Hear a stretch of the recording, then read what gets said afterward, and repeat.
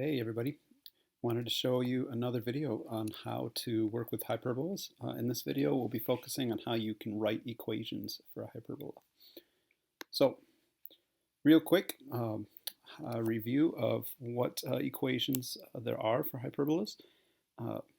The general formula for hyperbola is x squared over something minus y squared over something equals 1. That produces a hyperbola that's horizontal. Or y squared over something minus x squared over something equals 1, which produces a vertical hyperbola. So the thing that's under that first fraction is the distance out to the vertices from the center, either up or down. If we look at the combination of a and b, that's the slope of the asymptotes. Specifically, it's whatever was under y over whatever was under x, rise over run. And the focal length is the distance from the center to the focus point. And you can find the focal length by using the focal length formula. A squared plus b squared equals c squared. So in this example, we'll write an equation for a hyperbola with vertices at 0, -8, and 0, 8, and asymptotes that have a slope of 1/2. And so that is going to be a vertically oriented hyperbola, something like this. And so to do that, the formulas that we need are y squared over something minus x squared over something equals 1. And the first number, I actually know the number that's underneath y squared because that's the vertice, how far it is from the center out to the vertex. And so we can put an 8 squared underneath here. We can either write it as 8 squared, or if we want to multiply that out and write 64, that would work too.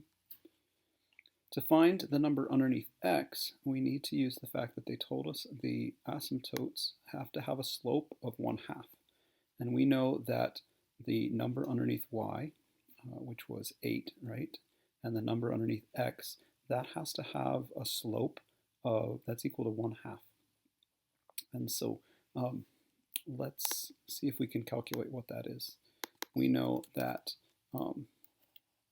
b over a is the slope, and we want that to equal 1/2. We know that the b value was that number that was underneath y, that's the rise, that was 8. And so we need to figure out what a would have to be to equal 1/2. So if I multiply both sides of this by a, then we've got 8 all by itself is equal to 1/2 a. If we double both sides, then we would get that a has to equal 16.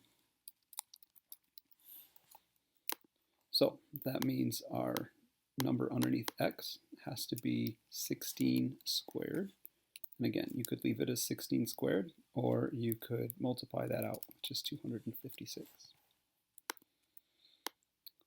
Then this had a follow-up equation, or follow-up question, which asks where are the focus points. And so to do that, we need the focal length formula. Focal length formula is a squared plus b squared equals c squared. And in this case, a squared, that was 8 squared, is 64, right? So 64 plus 256, that's equal to c squared. 64 plus 256 is 320, I believe. And so that means c is the square root of 320. And I don't remember the square root of 320, so I'll calculate it a second. Square root of 320 is about 17.8. So let's say that c is approximately 18. So that would mean that the focus points are at 0, 18 and at 0, -18. Second example, this time write an equation for a hyperbola with vertices at 4, 0 and -4, 0, and focus points at 5, 0 and -5, 0. And so for this one, it is definitely a hyperbola that's oriented side to side like this. And the focus points are right in the middle, so there. And so for this one, we definitely need the x squared over something equation minus y squared over something. And we can put in the vertex length underneath x. That's going to be 4 squared, which is, again, either written as 4 squared or multiplied out as 16.